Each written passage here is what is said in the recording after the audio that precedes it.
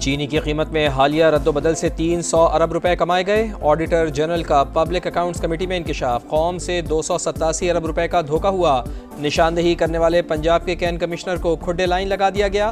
ریاض فتیانہ کا دعویٰ، چینی کی درآمد پر ایف بی آر کا ایس آر او کس کو فائدہ پہنچانے کے لیے جاری ہوا؟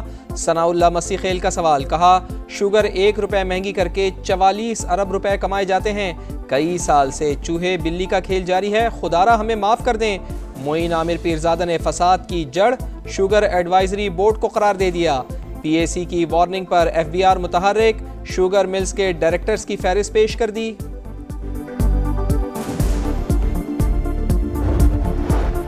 شوگر ڈیلرز کو چینی 165 روپے فی کلو نہ مل سکی۔ ڈیلرز اور شوگر ملز مالکان کا تنازع طے نہ ہو سکا۔ لاہور میں آج بھی سپلائی معطل، دکانداروں نے چینی کی فروخت کو بریک لگا دی۔ کئی علاقوں میں قلت، جہاں چینی دستیاب وہاں دام بے لگام، 180 سے 190 روپے فی کلو تک فروخت۔ لاہور سمیت پنجاب بھر میں چینی مقرر نرخوں پر فروخت نہ کرنے پر کریک ڈاؤن، 134 افراد کو گرفتار کیا گیا، 8 مقدمات درج۔ پاکستان نے رافیل طیارے گرائے، بھارتی پارلیمنٹ سے بھی گواہی آ گئی۔ رکن لوک سبھا امریندر سنگھ راجا کا جنگ کے دوران رافیل طیارے گرنے کا اعتراف، کہا پنجاب میں بسیانہ ایئر فورس اسٹیشن کے پاس لڑاکا طیارے کی ٹیل گری جس پر رافیل طیارے کا سیریل نمبر تھا۔ بھارتی ایئر مارشل نے بھی فرانسیسی ساختہ طیارے گرنے کی تصدیق کر دی۔ اسرائیل کو تسلیم کرنے کا کوئی منصوبہ نہیں، پاکستان کا دو ٹوک اعلان۔ مسئلہ فلسطین کے حل تک اصولی موقف پر قائم ہے۔ فلسطین کے ساتھ مسئلہ کشمیر کے پرامن حل کے لیے ہر بار آواز اٹھائی۔ امریکی وزیر خارجہ سے ملاقات بہت مفید رہی۔ مارکو روبیو کو بتایا مذاکرات کے بغیر خطے میں امن ممکن نہیں۔ نائب وزیر اعظم اسحاق ڈار کی نیو یارک میں پریس کانفرنس، کہا بھارتی لیڈرز کے متضاد بیانات کے باعث پاکستان الرٹ ہے، سیز فائر پر عمل درآمد ہو رہا ہے، بھارت کے ساتھ ڈائیلاگ ہوگا تو ڈرامے ہوگا۔ سندھ طاس معاہدہ یک طرفہ طور پر کوئی بھی ختم نہیں کر سکتا، پاکستان کا پانی روکا تو اعلان جنگ تصور ہوگا۔ امریکہ سے ٹیرف پر معاہدہ 2 سے 3 روز میں ہو جائے گا۔ آزاد فلسطینی ریاست کے قیام کا وقت آ گیا، غاصبانہ قبضہ ختم کیا جائے، پاکستان کا فوری اور مستقل جنگ بندی کا مطالبہ، غزہ میں خوراک کی فراہمی یقینی بنائی جائے، اسرائیل کو جنگی جرائم پر قرار واقعی سزا دی جائے۔ اسحاق ڈار کا 2 ریاستی کانفرنس سے خطاب، کہا دیرینہ مسئلہ صرف سیاسی نہیں، عالمی ضمیر پر دھبا اور بین الاقوامی امن و سلامتی کے لیے بھی خطرہ ہے۔ غزہ بین الاقوامی قوانین اور انسانی اصولوں کا قبرستان بن چکا۔ نائب وزیر اعظم کی کویت کے وزیر خارجہ سے ملاقات، تجارت، سرمایہ کاری، توانائی، خوراک، سلامتی اور دفاع میں تعاون پر مشاورت۔ دونوں رہنماؤں کا فلسطینیوں کے خلاف اسرائیلی مظالم پر اظہار تشویش۔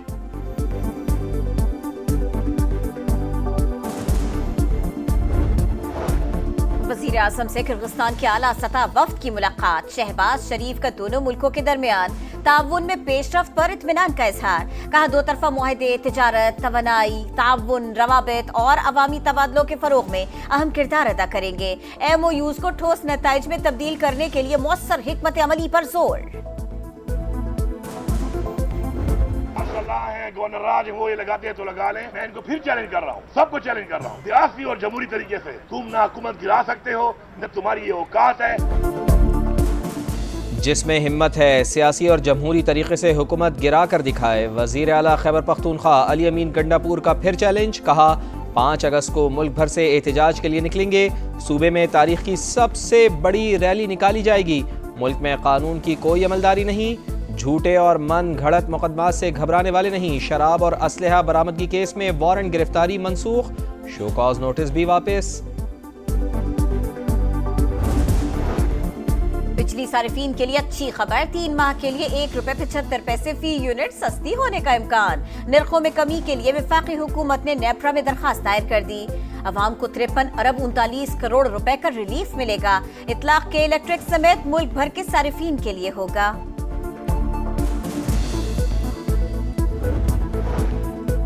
چلاس بابوسر میں سیلاب کی تباہ کاریاں، سیلابی ریلے میں بہنے والے 7 سیاحوں کی 9ویں روز بھی تلاش، پاک فوج اور ریسکیو اہلکاروں کا سرچ آپریشن جاری۔ نیشنل ہائی وے اتھارٹی نے چلاس ناران ہائی وے کو ٹریفک کے لیے بحال کر دیا۔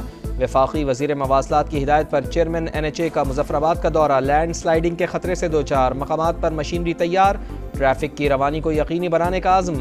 گلگت بلتستان، خیبر پختونخوا، کشمیر اور پنجاب میں مزید موسلادھار بارشوں کی پیشگوئی۔ پنجاب کے دریاؤں اور ندی نالوں میں طغیانی کا الرٹ جاری۔ دریائے سندھ میں گڈو اور سکھر بیراج پر نچلے درجے کا سیلاب۔ لیا کے نشیبی علاقے زیر آب، ہزاروں ایکڑ پر فصلیں تباہ۔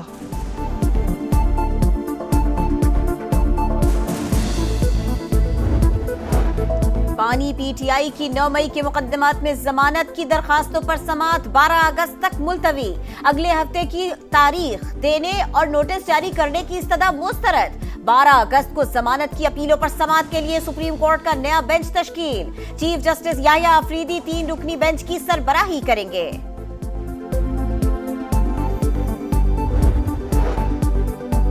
اساتذہ کی لائسنسنگ نظام تعلیم میں انقلابی اقدام، ٹیچرز کی قابلیت اور جواب دہی اب یقینی بنائی جائے گی۔ وزیر اعلیٰ سندھ مراد علی شاہ کا تقریب سے خطاب، کہا بچوں کی بنیادی تعلیم کو بہتر کرنا ضروری ہے، آئندہ نسلوں کو جدید ٹیکنالوجی سے ہمکنار کرنا ہوگا۔ 619 اساتذہ کو ٹیچنگ لائسنس اور تقرری کی اسناد تقسیم۔ پنجاب میں ضلع کی سطح پر سرکاری اسپتالوں میں انجیوپلاسٹی کا آغاز۔ وزیر اعلیٰ پنجاب مریم نواز کا بہترین کارڈیولوجسٹ کی خدمات حاصل کرنے کا حکم۔ کہا کہ طلب بننے سے مریضوں کو بڑے شہروں کا رخ نہیں کرنا پڑے گا، علاج کی بہترین سہولتیں گھر کی دہلیز پر میسر ہوں گی۔ جماعت اسلامی کا لاہور سے اسلام آباد حق دو بلوچستان لانگ مارچ۔ منصورہ کے باہر پولیس کی بھاری نفری تعینات، تمام دروازوں کی ناکہ بندی۔ جماعت اسلامی اور صوبائی وزراء کے مذاکرات جاری۔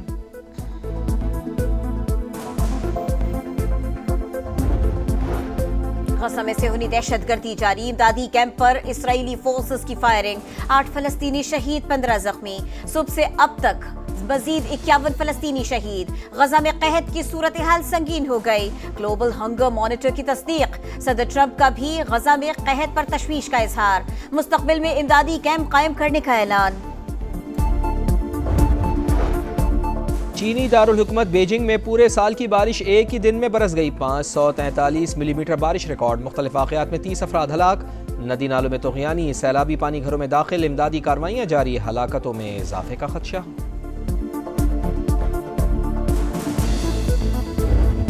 ویسٹ انڈیز کو ہرانے کا mission, Shaheen in action. Lord ہل کے کاؤنٹی کرکٹ گراؤنڈ میں پہلا practice session, fielding, batting, bowling کی مشقیں، مختلف ایکسرسائز اور ڈرلز بھی کی گئی۔ پاک ویسٹ انڈیز پہلا میچ 1 اگست کو صبح 5 بجے شروع ہوگا۔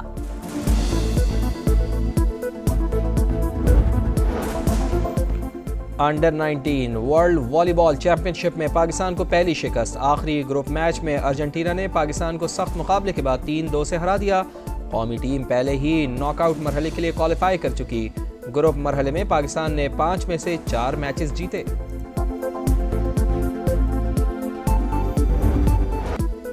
ہالینڈ کی لورینا نے ٹور دی فرانس ویمنز سائیکل ریس کا تیسرا مرحلہ جیت لیا۔